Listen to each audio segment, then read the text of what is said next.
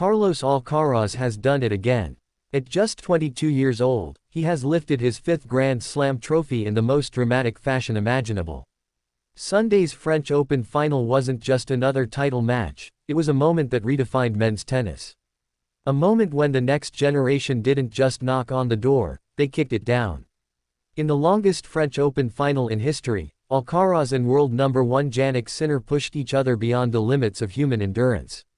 After 5 hours and 29 minutes of relentless, punishing tennis, Alcaraz stood tall with a 4-6, 6-7, 6-4, 7-6, 7-6 victory, his first ever comeback from 2 sets down.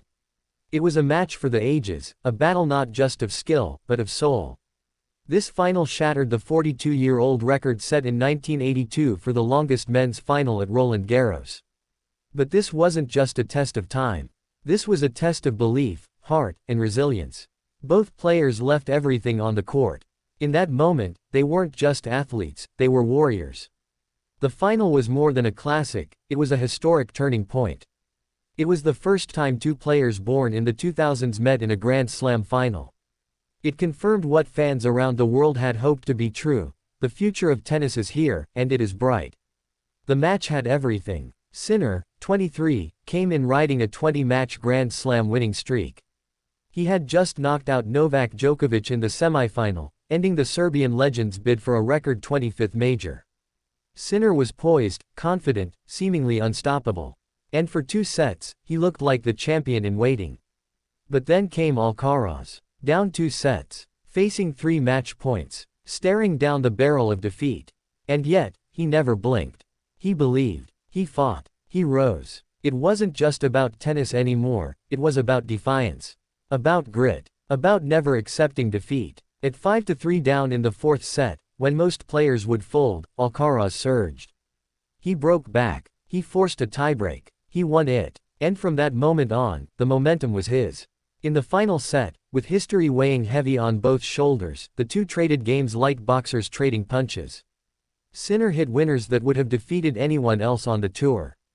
But Alcaraz kept finding another gear, another angle, another reason to believe. And when the super tiebreak came, it was all Alcaraz. Ruthless, focused, untouchable. He raced to a 10-2 win. And then he fell to the clay, victorious, exhausted, emotional. This wasn't just a win, it was a declaration. A statement that the Alcaraz-Sinner era isn't coming, it has arrived. For over 2 decades, the men's game was ruled by the Big Three: Roger Federer, Rafael Nadal, and Novak Djokovic. Between them, they rewrote the record books and redefined excellence. But time waits for no one. Federer has retired. Nadal's body is fading. Djokovic hinted that this French Open might have been his last. And as the legends bow out, 2 young gladiators have taken center stage. Alcaraz and Sinner are no longer the future. They are the now. The rivalry between these 2 has the makings of something special. The contrast in style, the fire in their eyes, the respect they share, it's what tennis needs. It's what sport dreams of. 7-time major winner Mats Wilander, who played in the 1982 marathon final that held the previous record, could barely contain his awe. Federer and Nadal played a couple of good finals, he said, but nothing comes close to this. I thought, this is not possible, they're playing at a pace that is not human. These are 2 of the best athletes the human race can put forward, and they happen to be tennis players. I'm not speechless often, but what a wonderful day. That pace, that rhythm, that intensity, it was a symphony of tennis perfection.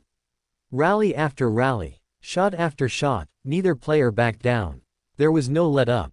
No fear, only belief. And what makes this even more extraordinary is the path they took. Alcaraz had already beaten Sinner 4 times in a row leading up to this final, including a dominant win in Rome. Sinner had returned strong after a doping ban, silenced critics, and earned his place at the top of the rankings. This wasn't just a tennis match. It was redemption. It was revenge. It was respect. And as the crowd in Paris stood in ovation, they knew they had witnessed something rare, something that doesn't just live in scoreboards but in hearts. Alcaraz, clay-stained and breathless, told the world what he felt. This was the most exciting match I've played so far, without a doubt. The match had everything. Today was all about believing in myself. Never doubted myself. Real champions are made in those situations. He's not just a champion. He's a phenomenon. And Sinner, devastated but gracious, stood with dignity. It's easier to play than to talk now, he said. I won't sleep very well tonight, but it's okay. We try to delete it somehow and take the positives. There are no other ways.